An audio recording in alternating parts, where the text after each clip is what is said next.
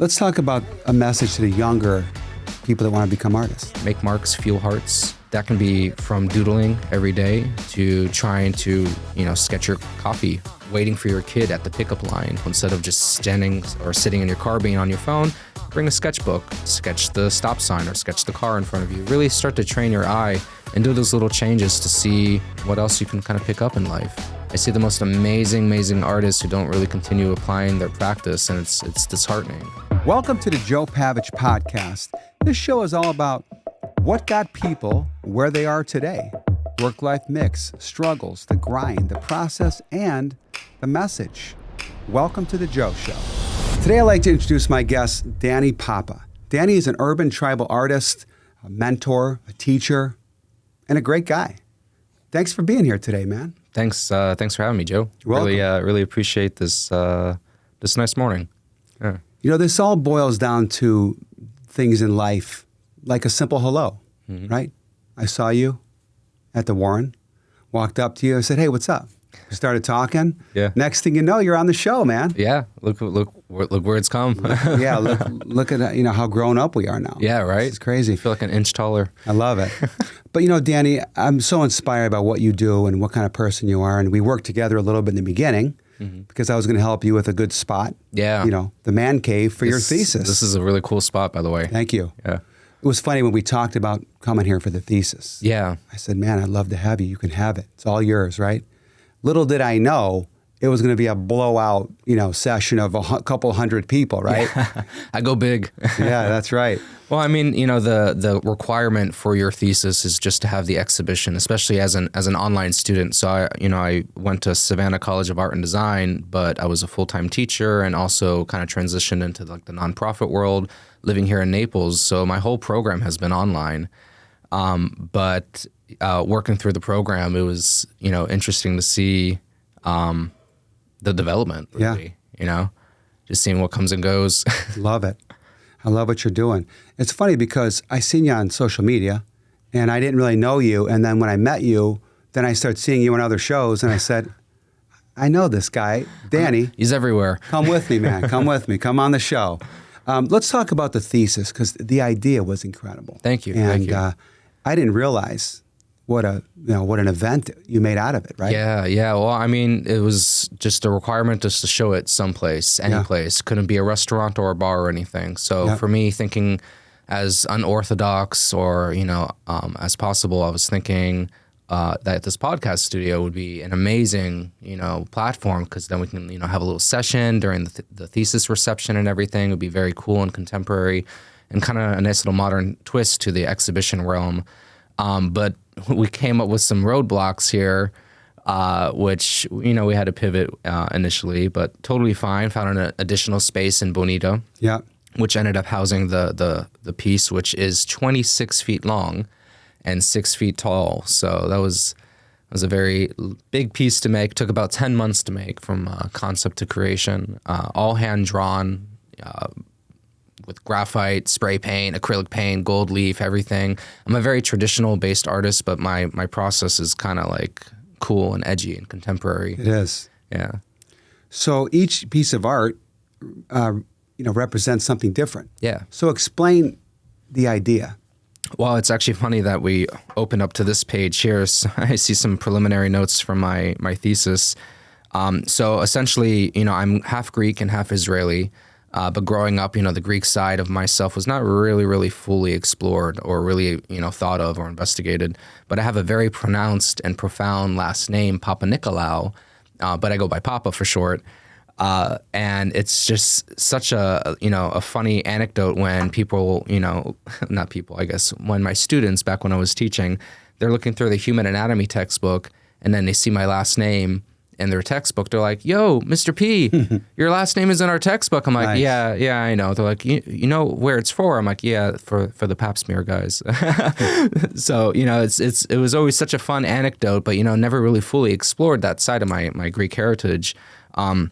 So really started investigating Greek mythology in my graduate degree, and I did about 8 pieces prior to this final pantheonic thesis here that really explored Greek mythology, but in a cool and contemporary edge. So I would take different stories or myths or legends or characters from the Greek mythology realm, and I would kind of give them a character redemption. So like King Midas, for instance, he was my first myth that I really investigated, broke down the story, found a cool narrative aspect that I wanted to, portray in that one frame, and went for it. So my final, picture shows King Midas, bathing in the river, relinquishing all his guilt and greed and, all the gold, because, when he starts touching people, it turns into gold.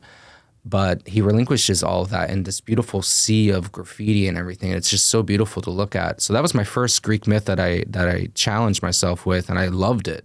So then I kept going on and on and on. My Medusa is a fan favorite. She's 8 feet tall and 4 feet wide, and it's just, you got the plaster cast on her and all the gold and the mirrors, and she's so shiny and everything. So it's so funny that Medusa essentially turns people to stone. And here I'm, exhibiting her at Art Basel a couple years ago. And, I'm watching as people are crab walking, through the gallery space, and they just stop and they're just staring. And I slowly approached them. I'm like, wow, you've turned into a sculpture. You've turned into stone. Medusa has captured your essence.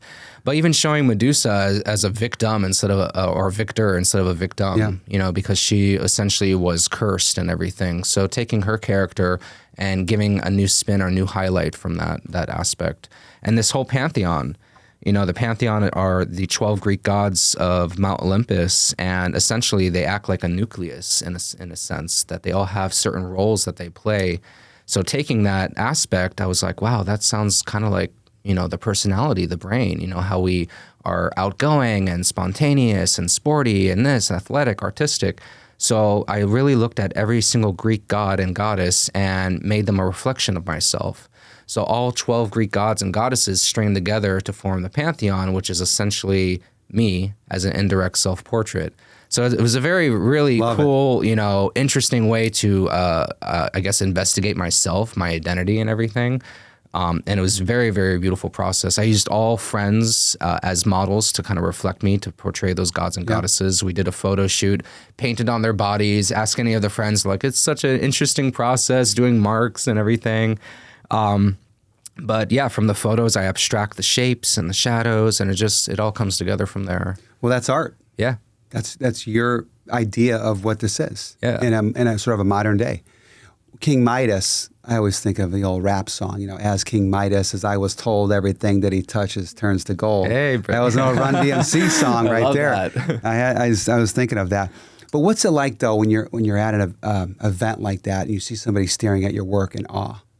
It's kind of, it's kind of humbling, honestly. I like to live, very open, very honest, very modest as well. Even though I'm very spontaneous and outgoing on the outside, I'm pretty low-key, chill guy. But just standing in the back and watching all these people just walk back and forth and listening to their comments, and you're like, oh, wow, this is interesting. I had only one comment that, they said it was scary. That was an interesting comment. But you know what? Art is for everyone. Right. So if they deemed it as something that they didn't resonate with, that's totally fine. Art is made to, form expression. It doesn't really have to be beautiful. It can be grotesque. It can be anything in between. You see some of the craziest art. Most people may look at it and say, oh, I don't understand that. Or even like Salvador Dali's work. But you sort of put yourself and think of like what he was thinking of when he did some of this stuff. And all of a sudden, it's just like, man, this is incredible. Or not thinking. Or not. Yeah. Or just drawing. Or just being and acting. Yeah. Like you were mentioning the spoon aspect, just the Dali-esque automatic drawing process of trying to keep himself in tune and fresh and honest. I kind of tap into those processes as well. Listening to music kind of puts me into a trance where I can really focus on that flow. Anytime I'm doing any sort of like, scribbling or anything or hatching, cross-hatching, it just really, the whole essence of mark making just takes over, and you're just really focused in that one moment. Yeah, that's amazing. Even these doodles, I love doing these nonsensical doodle work. How long does it take to draw something like this? The portrait just depends. This portrait, I was just working on shadows and shapes and just having fun with it. So this was about, I don't want to say about 40 minutes as a portrait. 40 minutes. It would take me 40 days to do a portion of that. Well, it's all practice. I need your help. Yeah, I got you, man. I can teach you. But it's all practice. I used to tell my students, oh, you're really great at soccer. How did you get so great at soccer? Oh, you practice every day. Sure. Same thing about art. If you really want to get better in anything aspect, just practice every day. I sketch every day, or I don't like to say I sketch. I like to say I make marks every day, because sometimes I'm literally just taking my hand and finger painting and just pushing paint around, and that's very freeing, for the mind and body. Sure. Or doing something a little bit more fine motor skills where I'm just really focused on a task and just really, really doodling. So just make marks every day. Yeah. We're not looking for something as beautiful as a portrait. Yeah. Aiming for expression. Love it. Dani, we talked about the spoon, right? Salvador Dali. So you hear so many different stories, right, about Dali. I've seen a couple of his, the documentary, old, where they have clips of him and they're showing how, popping out of an egg and doing some of these crazy things. He's very eccentric. So tell me about the spoon, because my recollection of this was he didn't sleep, right? He put the spoon on his chin, and when he went to drift off, he was an insomniac, the spoon hits the ground, a thought goes out, he draws it. Is that correct? Well, I mean, it would just be a way of keeping him awake and in that realm of tapping into the subconscious mind. Yeah. Because that's where all the automatic drawing and even automatic writing. I used to do a lot of automatic writing where I would take, a marker or whatever and just very loosely just ramble without, just as a stream of consciousness and just keep going and going and going. And when I've reached the bottom of, the bottom boundary of my paper, I'll turn the book and then start working this way and just keep pouring, and I'll keep turning and turning and turning. And it makes this cool quilted pattern of all these words. I have no idea what it says. It looks really cool, but I know it's a very, very impassioned rant that I was talking about. But it's fun to kind of tap into those automatic processes. And it's hard to get into the flow if you don't know how to get there. Yeah. Well, that's probably your way of getting away from life, struggles or whatever you got going on at the time. If you're in deep thought, draw. Yeah. Go to the gym, stipple. Draw. We all have our way of getting rid of stress, right? Yeah, exactly. It's interesting with art because you've seen some of my work. It's like you in first grade, probably. It's not that good. But you were aiming to express yourself. So That's right. That is in itself art. Yeah, exactly. So when I was a kid, I bought this book, right? It showed you how to draw a circle, the face, right? Yeah. The eyes, and how to proportion. Yeah, everything proportioned and whatnot. So I got this book as a kid, and I was probably my son Jake's age. Maybe I was 8 years old, and I started drawing this, but I would draw a little heavy. Yeah. And I didn't understand all these lines because I was like, I have to keep erasing these lines, and I'm making a mess. But when I look back, I wish I would have taken more time with that, because now as an adult doing that with the kids, because I do draw with the kids sometimes. Love that. I tell my little guy, hey, buddy, not so hard on the paper. Yeah. Draw those lines light. Or, like I used to tell my students, imagine your wrist is just, basically a hinge. And to really just loosen up that bolt just enough to where that your hand is very loose, but it's still attached, attached to that hinge.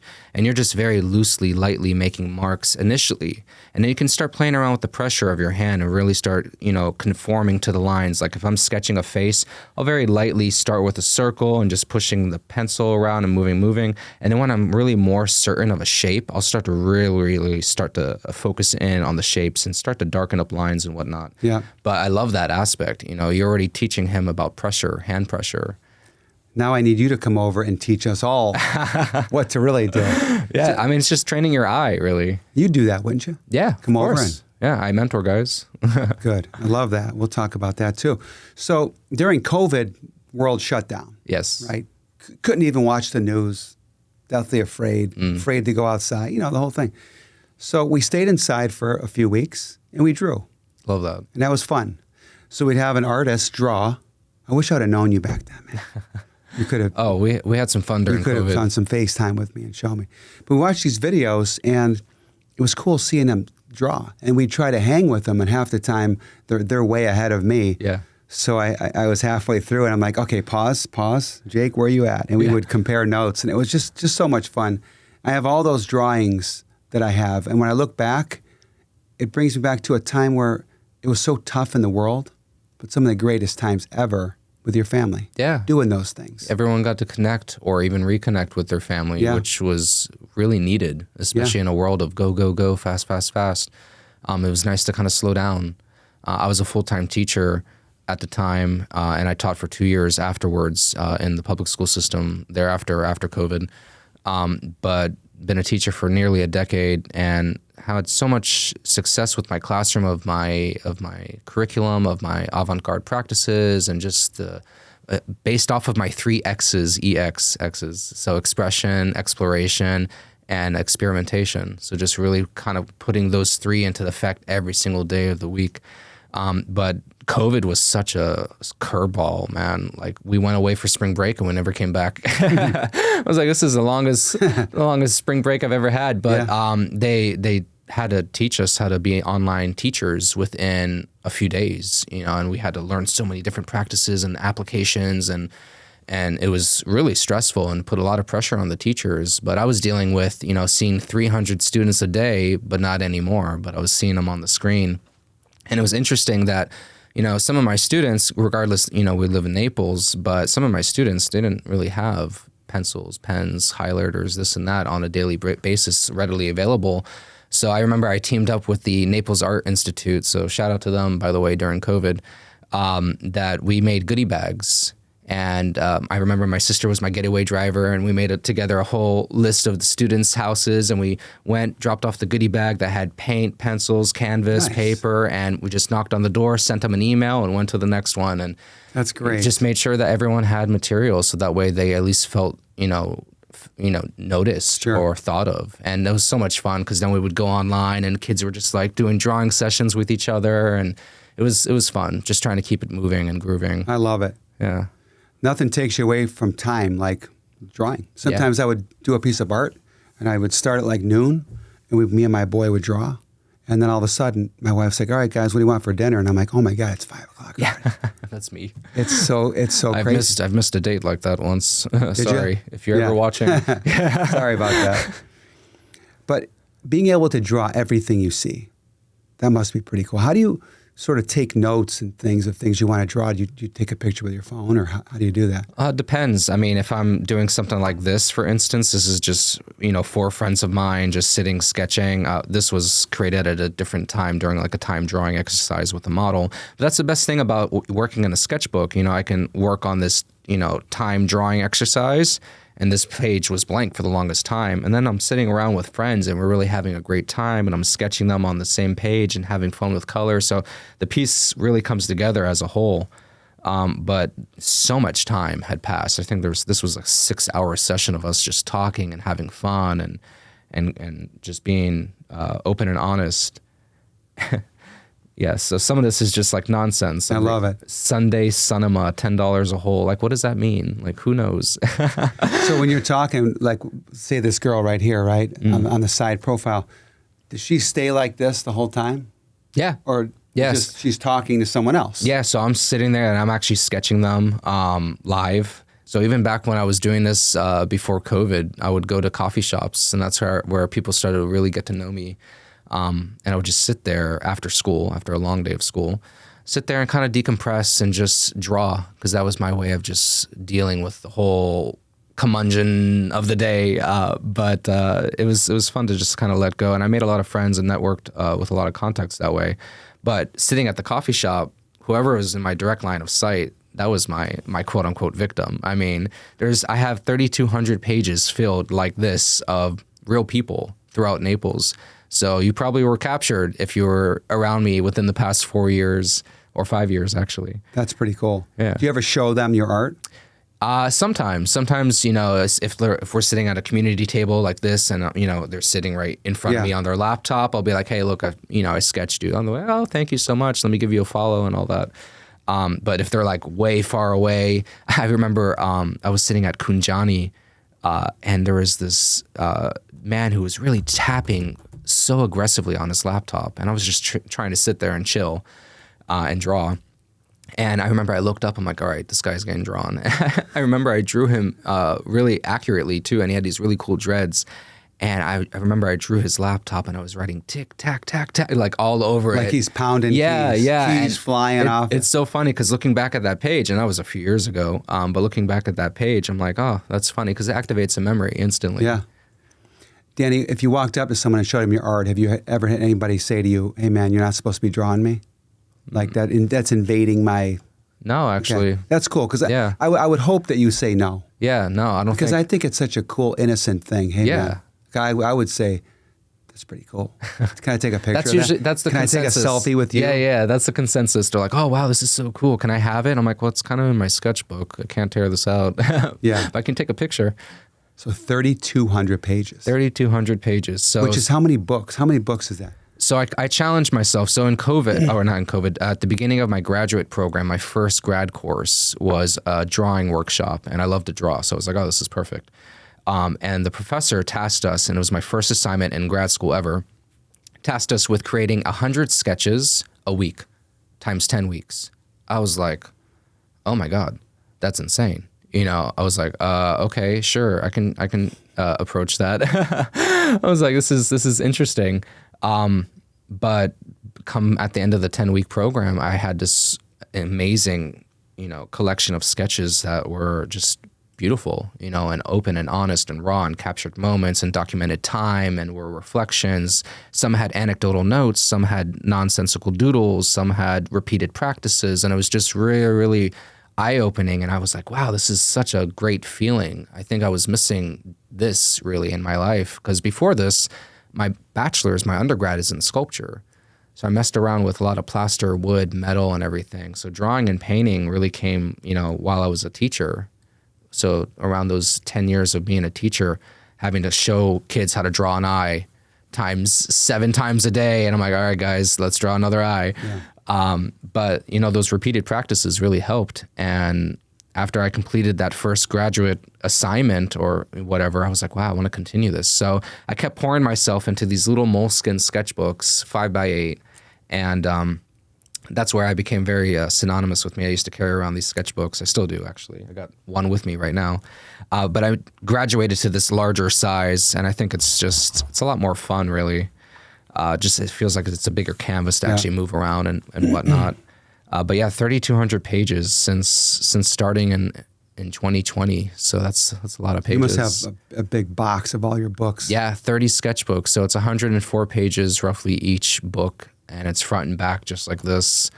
Actually, on the 23rd at Blake Becker's place, we were doing an open little reception, and I'm going to be bringing my 30 sketchbooks, having them on display so people can actually peruse through them, because there's something really interesting when people just find the pages and they get sucked into it. And it's 104 pages times 30 books, so they are literally quite moving through the entire collection.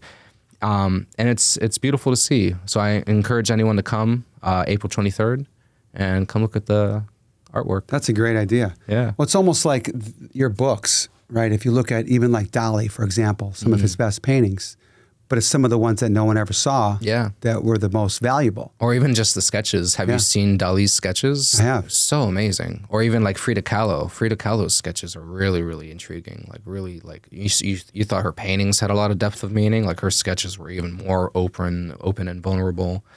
And that's the whole thing. It's all about being vulnerable with this action. Sketching friends, just being curious, I would say. I'm very curious with materials. I like to experiment a lot. Yeah.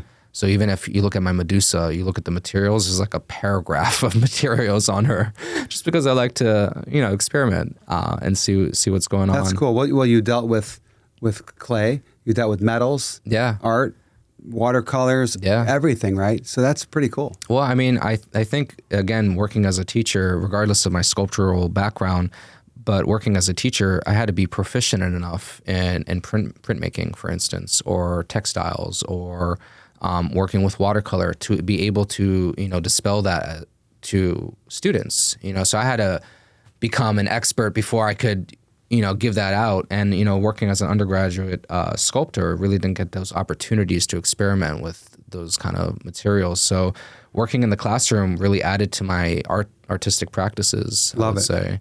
And I used to call myself an ever-evolving student. We all are, actually. We're all still learning and growing. having students still makes you better. Oh yeah. Because some of the things you teach, you gotta do them. Yeah, and they would just see my, no holds bar like approach to just fun and experimentation and curiosity that, I modeled that in my classroom so much that they imitated that as well. The students would come in after skipping their class. They would come into my classroom and be like, "Hey, Mr. P, we want to paint with our feet." I'm like, "Okay." And the rest of the kids in the class are like, "What? Really?" I'm like, "Yeah, why not? They want to paint with their feet. Let's try it out."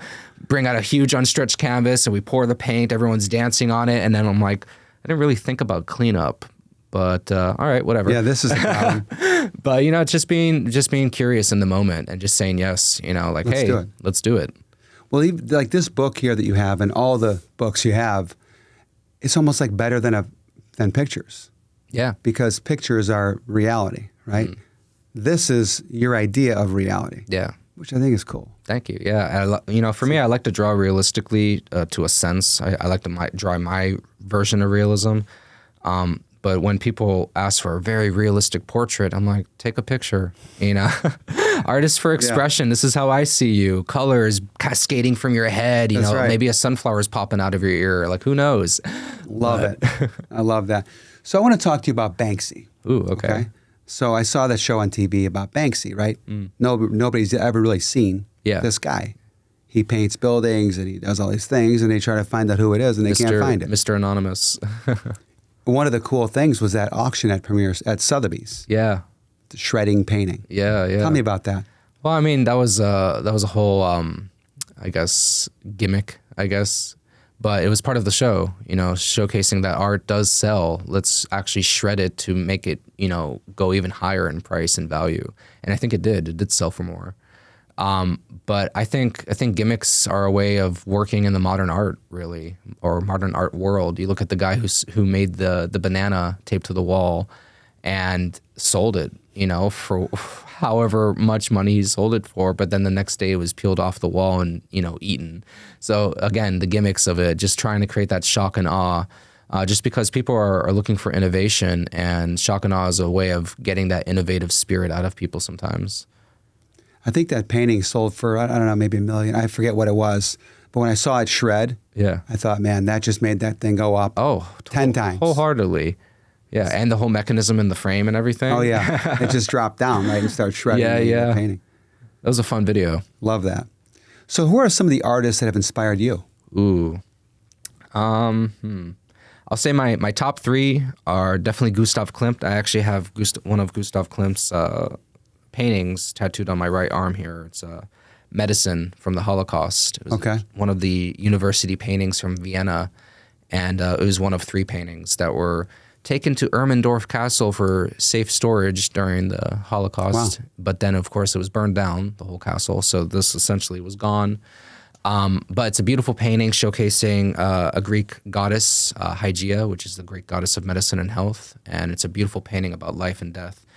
But Gustav Klimt, I love his geometric abstraction, his use of gold. I love the way he treats his figures very, very eloquently, taps into their psychology a little bit, or their psyche, and it showcases them in their body language. But I really love Gustav Klimt, hands down. Basquiat, Keith Haring for their mark making. I love how honest and raw that mark making is.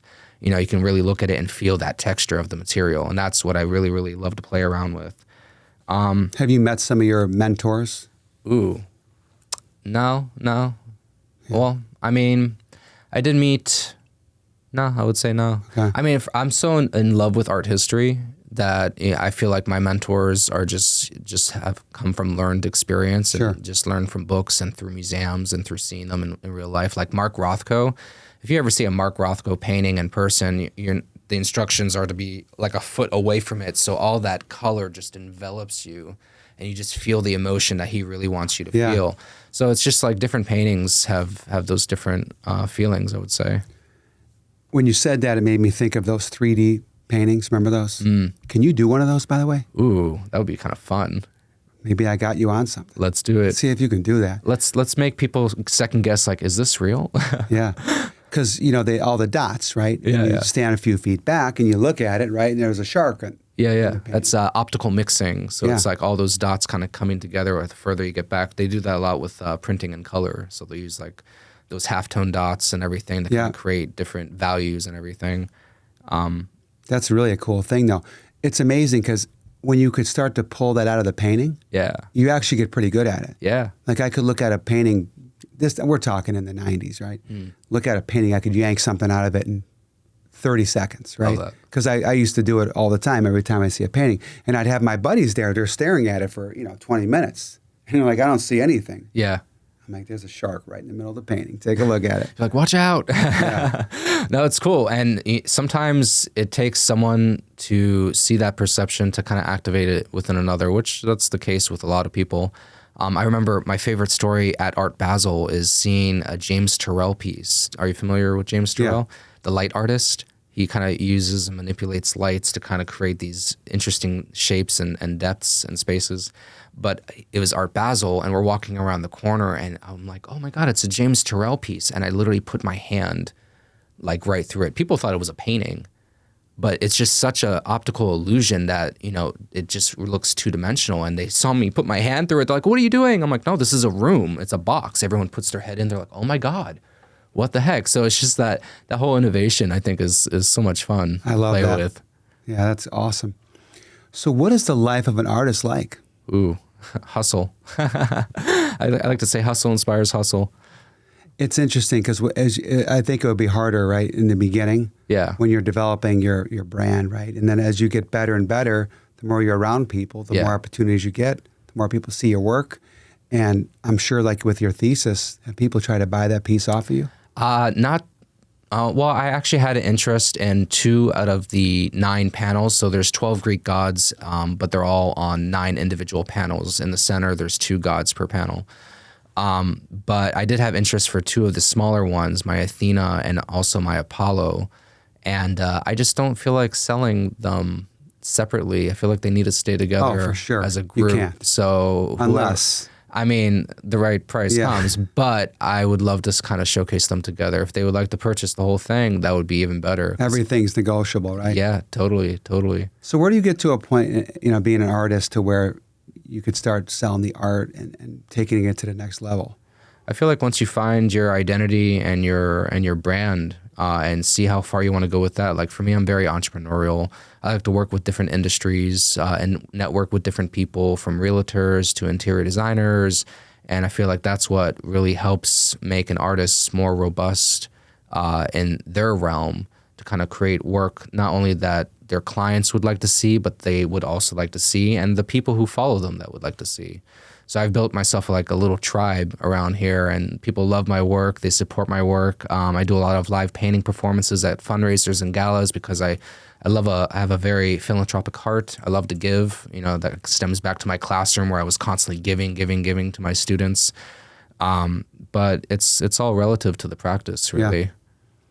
Well, I'm starting to see you doing different events, and I think it's just so cool to do that.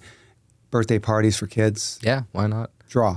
Let's do it. Paint, whatever it is. Yeah. But I am going to have you at my house. Let's do it, man. Because my kids would love that. I did an action painting lesson recently at one of my friends who's an interior designer. We went to her home. I brought this unstretched canvas, and we just started throwing things. I have these reusable water balloons, and I like to bring buckets and take paint and water it down and fill each balloon up. And we were just throwing it and tossing it and making marks and spray painting. And they're like, what are we making? I'm like, we're making marks, guys. Just have fun, just go for it. That's right.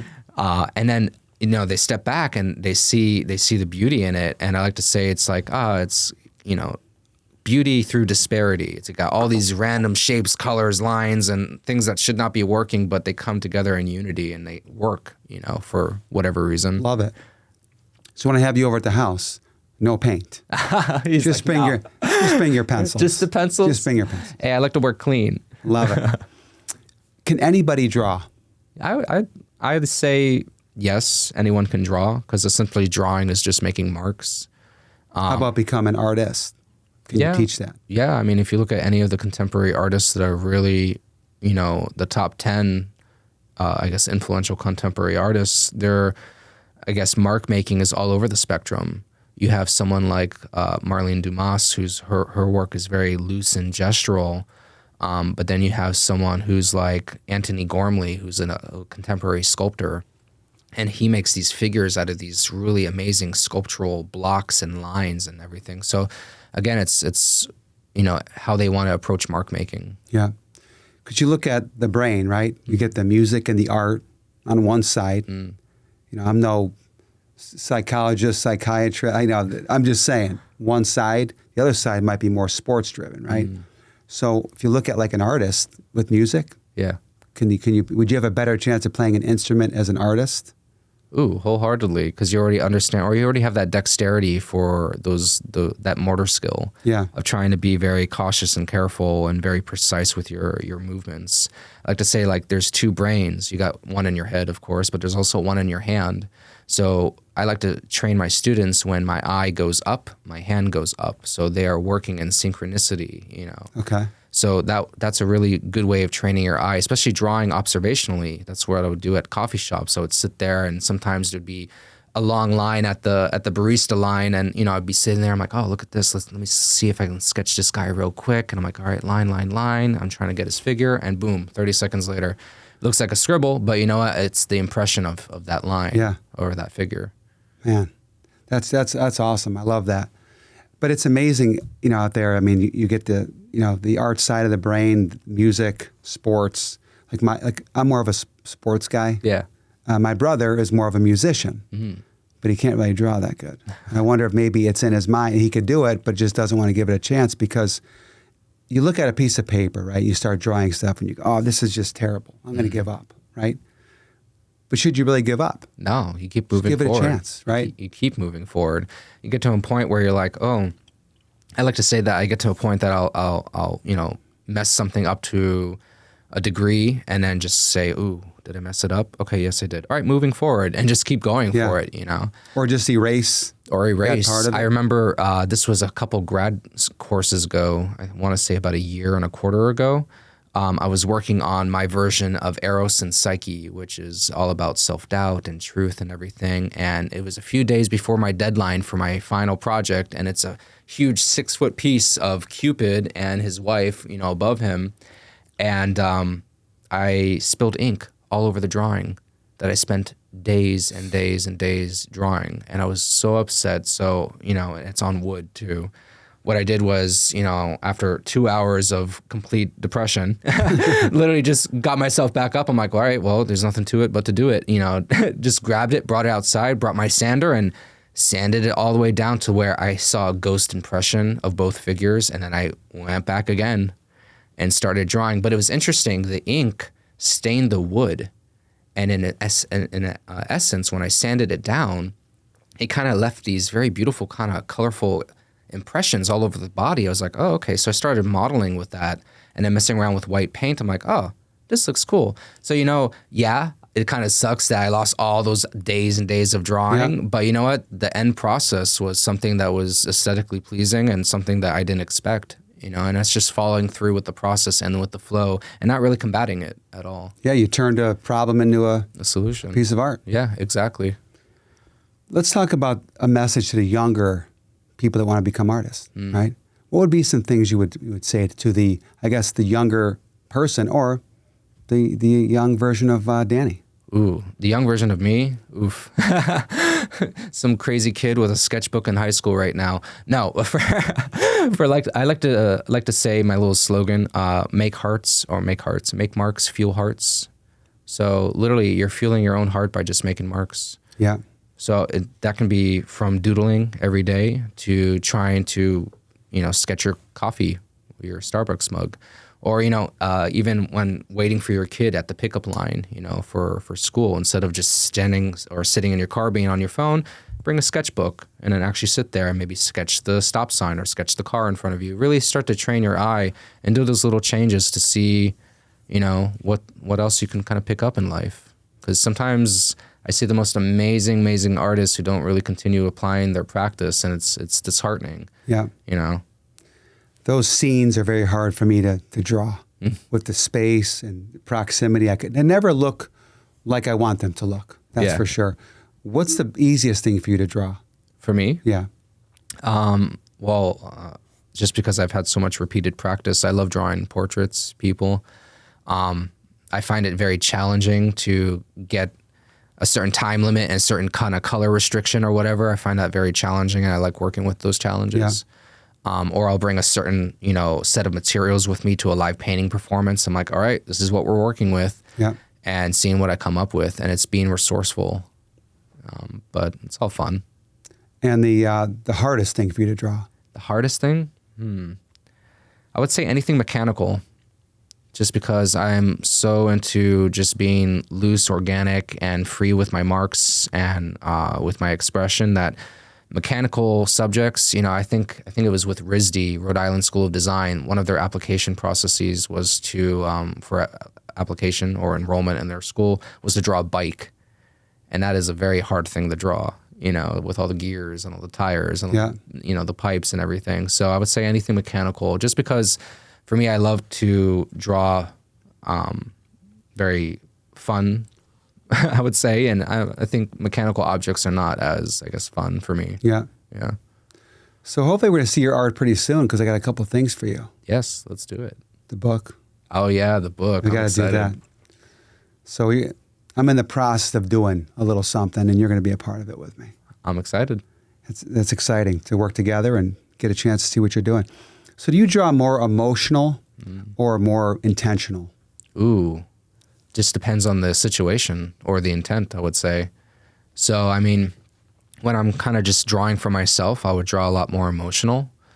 But with my thesis, I had to be a little bit more refined, or even my Medusa, I had to be more refined with my marks. So I had to be more intentional. There's a lot of staring that goes into the artistic process. You are literally staring at your artwork more than you're actually doing.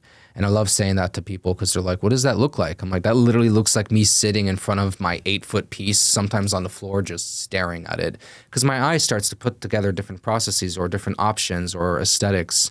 And I'm like, okay, should I do this, this, and this? I'm like, oh no, then this would conflict with this. So I'm literally just sitting there and deciding that. My sister, who shares my studio with me, she'll come in and just see that process and be like, oh, he's in it. And just walk right out. Leave him alone. Yeah, exactly. He's got music on and he's looking at his painting. Exactly. He's in the moment. He's got Diggable Planets on. Yeah, there you go. That was our walk-up song. It was a fun, funky song. That was right on the point, too. I told you. I said I can pick out what kind of song you like. That was good, man. That was impressive. I'm a hard guy to pin down, so you got that in a single song. So, Dani, take me back to where you grew up. Dani as a kid. Lots of curly hair and lots of art. So I used to draw and paint all the time. Growing up, my parents had an art room, like a separate room in the house that was just our art room, and we were allowed to kind of paint and just do really whatever in it, as long as we kept it organized and cleaned to a degree. Yeah. But yeah, growing up like that was very, freeing, little me in the 90s, my long curly haired mullet. But no, it was a fun time. My parents owned and operated 2 of the largest marinas in Fort Lauderdale and Dania. So I grew up in a marina, basically. Just my brother and I on the golf cart, driving around, chasing the cats in the fields and whatever. Yeah. Going underneath the forklifts and the haul out slips and into the mud and all that. So it was fun. Nice. growing up like that. Where'd the art come from? Is that your parents? Oh, yeah. Okay. Yeah, both my parents are artists. My dad is a little bit more three-dimensional, but my mom also has that aspect too. Okay. But my mom just makes anything and everything from just the most humblest of products. Nice. She has this beautiful button painting that's hanging in our home that she made way, way back when, and it's beautiful. But she has her own company, Naples Art Factory, shout out. Okay.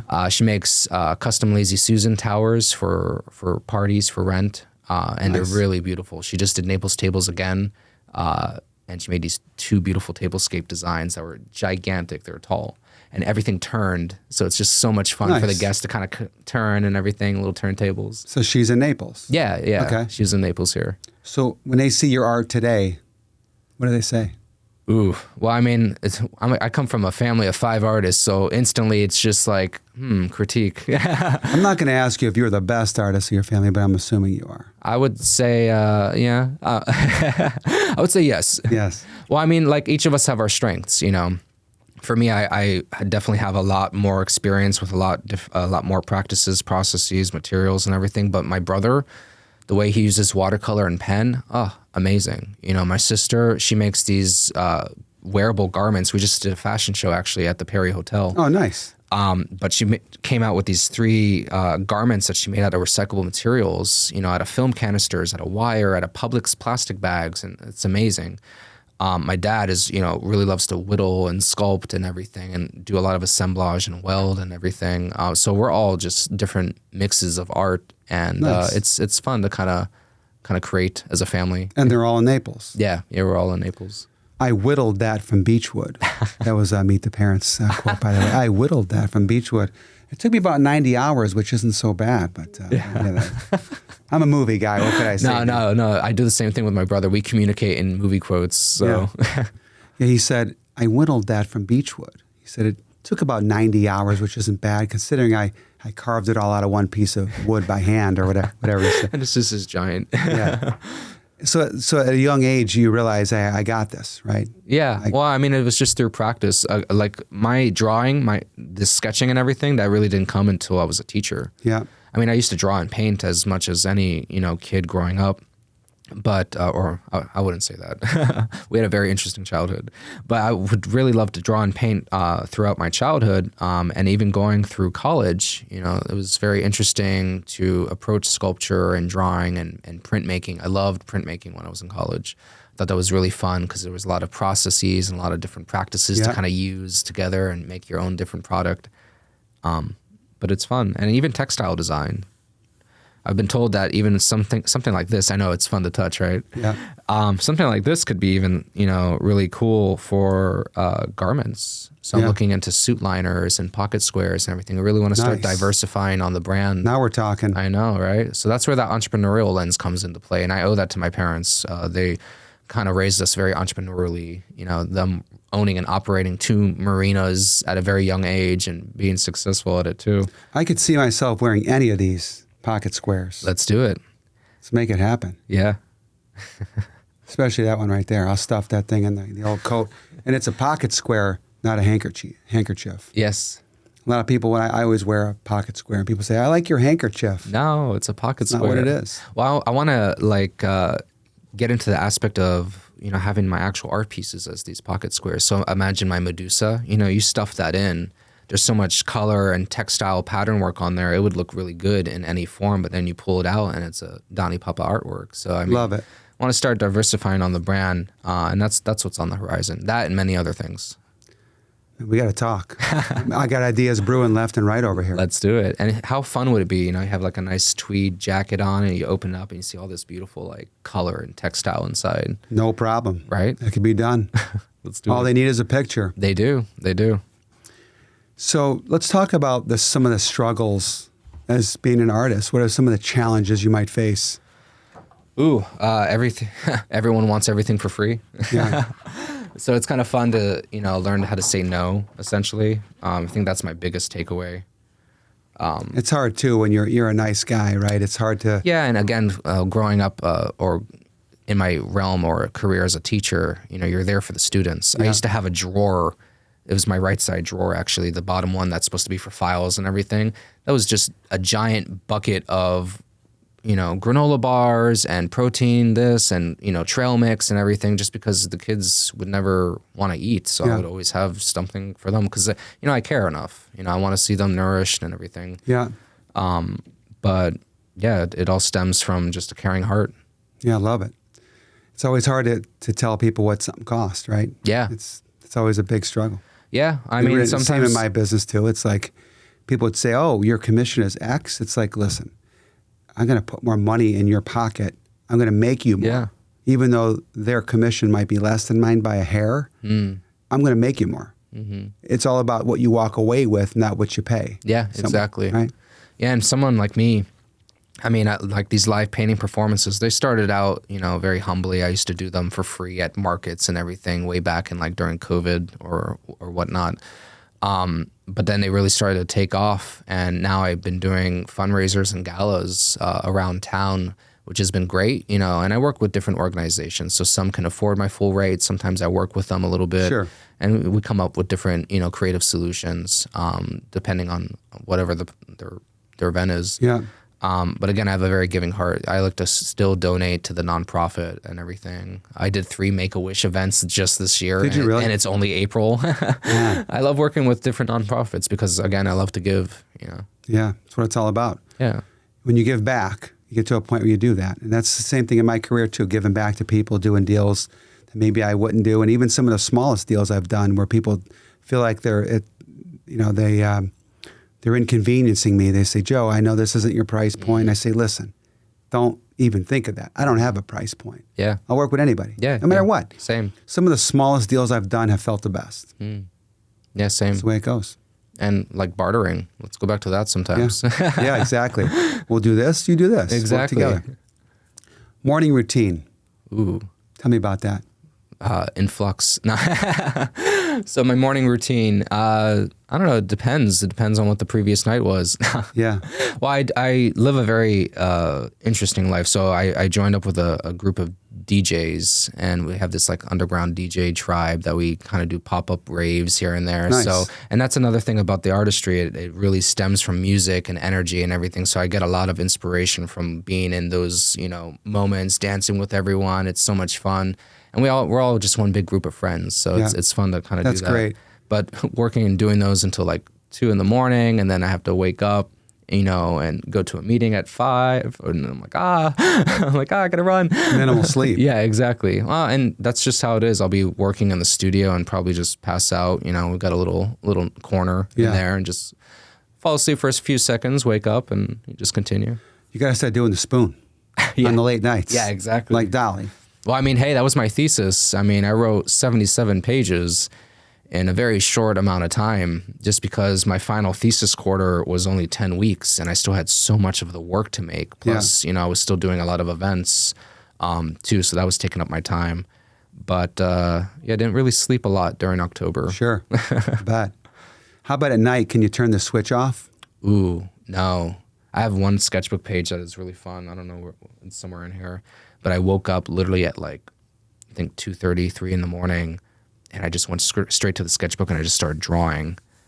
Like literally I had my color changing lights in the studio. I probably looked very nomadic at the time. And I'm just like sitting on the floor making marks.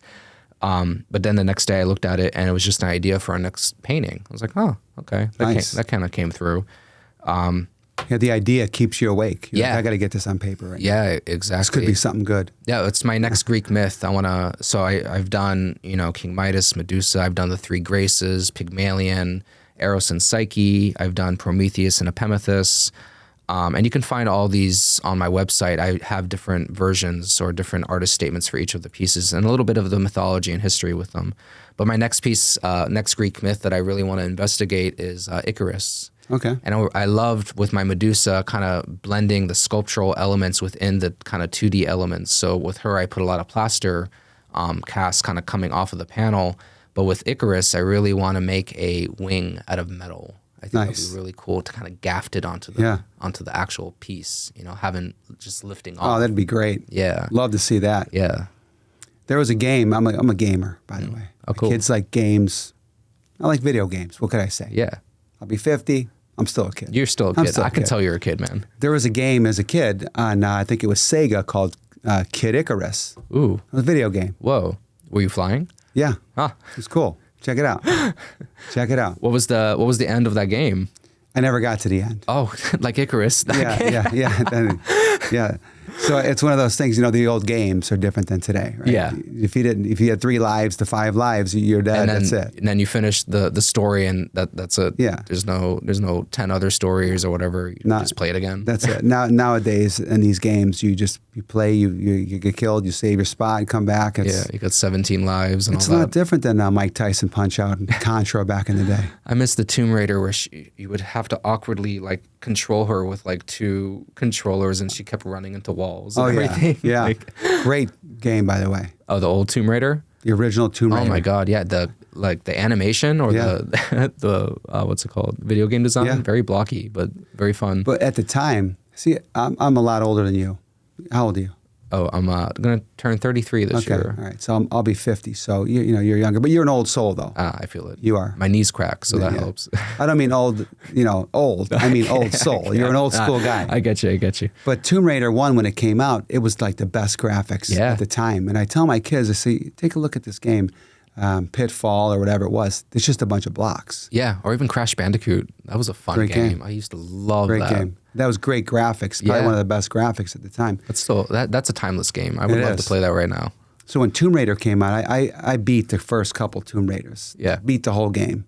Beat the game, put the game out, buy a new game, right? Yeah. That's what we did. And it was tough, all these puzzles and stuff. And I love those types of games. Yeah, same. Puzzles and even like a movie with a puzzle or find the killer or one of those are pretty cool. Because you like something that's a little bit more intellectually stimulating or challenging for the mind or brain. Yeah, no, I feel that even with movies that I watch. I appreciate art films. I'm the type of person that I love Midnight in Paris just as a beautiful artistic film, but then I also love Mad Max Fury Road that I just watched last night. Love it. So it's just like it's a spectrum, and you just have to cater to the taste. Yeah. My kids always say, Dad, pick a movie tonight. Because I picked music for you today. Yeah. Pick a good movie. I'm like, all right, tonight is one of those nights. That's your art. That's your art. Maybe I'm an artist. You are Maybe an artist. I am an artist. Artist of the soul. I just don't know it. But I'll pick a movie, but I go old school. Yeah. And I rarely miss. I'm like, tonight's a Goonies night. Ooh. Tonight's a Back to the Future night. Teen Wolf. We're going to go old school. And the kids love the old school movies. Yeah. Well, I mean, even better than today. With my sister, for her growing up with two older brothers, I mean, she didn't grow up watching like Hannah Montana or any of that. She grew up watching, like Batman Beyond and all that type of stuff. So like she had a different, I guess, understanding of childhood. So when other girls her age, they would talk about, like Taylor Swift, she'd be like, no, not at all. Yeah. That's right. That's awesome, man. Yeah. Movies, series, and it's nonstop. I'm watching The White Lotus right now. Ooh. Have you seen that? White Lotus. Okay. There's 3 different series, and I think one represents water, fire. There's 3 different elements in the series. It's pretty cool, though. Yeah. You should Was it check like it out. medieval?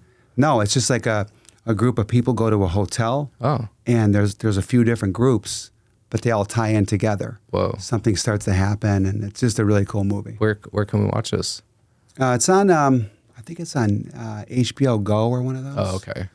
You have all these TV apps, and where do you? Who thought, coming back from DirecTV and be like, oh, this might be cheaper. Now all these subscriptions add up, man. It's crazy. Sometimes I'll watch a show and I want to watch the next series the next night. I can't figure out what app I was on. Yeah. It's like, Wish there was their history for the apps. I need that. Yeah. There's an app called Real Good, REEL Good. Okay. And I'm not a partner in the app. I'm not promoting the app, but I got to tell you, if I'm looking for a movie, I just type it in there and it tells me where it's at Oh, cool. to kind of make it a little bit easy. Oh, nice. Where you can see it live. Yeah, exactly. Yeah, I like that. How about restaurants in town? What's your favorite restaurant? Ooh. I mean, I love supporting locals. Yeah. Probably just because we were just talking about him. I mean, Chef Ming, Nat, love it.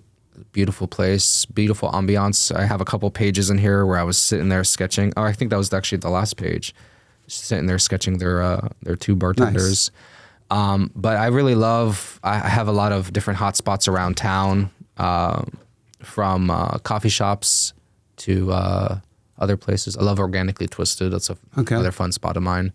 I'll have to go to that one restaurant with you. Which one? We'll make it a. Was it Ming's? What's his name? Oh, Nat. Nat. Yeah, that's a fun experience. Check it out. he does DJ nights there too. Okay. Yeah, they're fun. Nice. We got birthdays coming up, man. I'll turn 50 in 2 weeks. Wow, congrats. Actually, 11 days, man. I don't feel 50 though. No, you don't. I don't act like I'm 50. No, you definitely don't.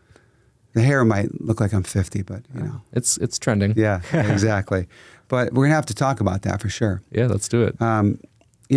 Dani, seriously, man, I really appreciate you coming out. I mean, it's really a pleasure. It's amazing what how you doing could turn into, right? Yeah. I think everybody's so afraid to walk up to someone they don't know and say hi. Yeah. And that's why we're here. Yeah. Today. We met at the Warren and look where it's come. Yeah. you know? So that's what it's all about. It's the message of the show today. It's all about getting to know people, developing relationships. You didn't know me, I didn't know you, and all of a sudden, and we didn't know what was going on during that photo shoot, so we're just standing there. We're friends. But now we're friends. But that's what it's all about in life. It's just going a little bit out of the way to just say what's up and getting to know people, developing friendships, because we all think we're leaders in a sense, right? I mean, you're an educator, you're a coach, and it's our friends that we can talk to about things that we deal with, because it's very hard for leaders to vent because they're leaders. Right? Yeah. Well, my version of venting is definitely within this vessel here. Yeah, you got that. Yeah. And if you ever want to vent, definitely try that automatic writing process. You're going to have this amazing quilted looking textile pattern. Yeah. You'll have no idea what it says. I love that. You can just date it on the back, 4-8 rant. Yeah. Nice. I'll have to give that a shot. Yeah. But the friendships that we have and stuff are ways to just talk it out, because there's things that we all deal with, right? Because you're a leader doesn't mean you got your own problems. That's true. I remember when I was younger, I used to do martial arts, Danny, for probably 25 years, 30 years probably of my life. Yeah, you got that stature. Yeah, it's in there. It's a light switch that if I need it, I can flip it on. Yeah. But my teacher was a leader, right, in the school. But my teacher had problems, right. But he felt like as a leader, he couldn't tell other people because it would show a weakness. And it shouldn't be that way.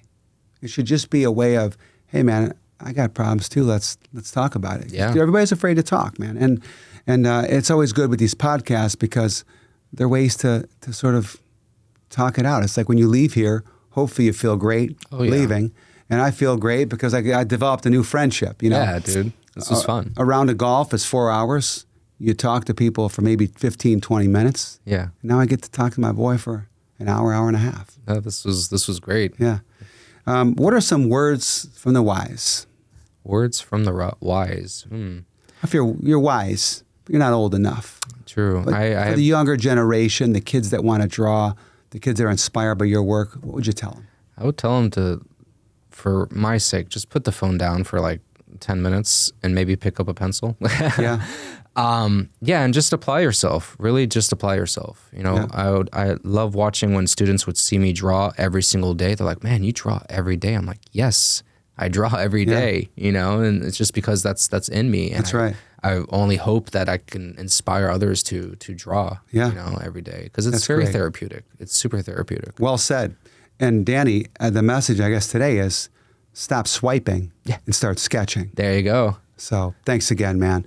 Really appreciate it. Tell the viewers where they can find you, man.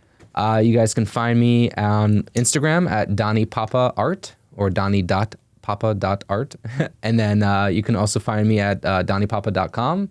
You can check out my website. I have all my Greek myths on there. I also have a lot of my sketchbook pages or selected sketchbook pages on there in volumized versions that you guys kind of look through and everything. So have fun looking at those. Yeah, you will have fun. Trust me. You got to see this stuff in person now. It's a little bit different. Yeah. Thank you so much for tuning in today, watching and listening. Yeah. Both video and audio. You can find me on Apple, Spotify, YouTube, and now the website, Joe Pavich, the JoePavichPodcast.com. There's sponsorship availabilities in there as well. And I love your feedback. I hope you enjoy the show.